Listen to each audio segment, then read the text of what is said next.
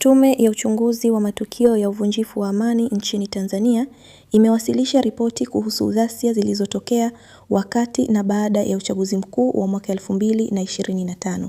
Kwa mujibu wa ripoti hiyo, jumla ya watu 518 walipoteza maisha, huku hasara ya kiuchumi ikifikia shilingi bilioni 125.